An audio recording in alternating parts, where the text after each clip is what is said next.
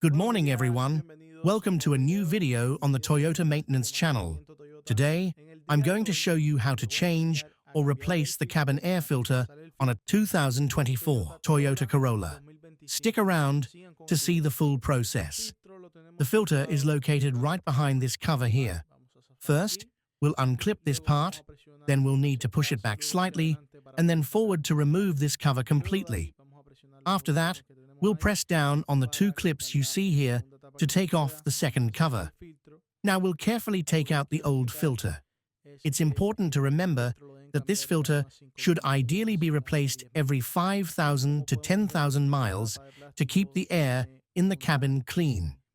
As you can see, the plastic cover here has a small marking, showing that the filter should always face up. Next, we'll put in the new filter.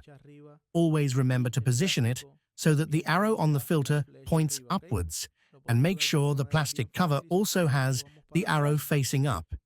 It's very easy to install. Just push it gently into place, and it should fit snugly. Before we finish, make sure the cover is aligned with the arrow pointing up as well.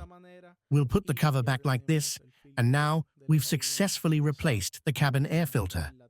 Now, we just need to secure everything back. Let's add this client's belongings back in place.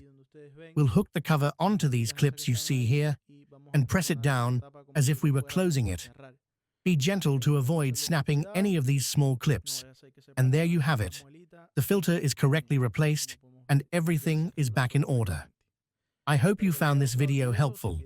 If you did, please give it a thumbs up, leave a comment, and don't forget to subscribe to the channel. See you in the next video.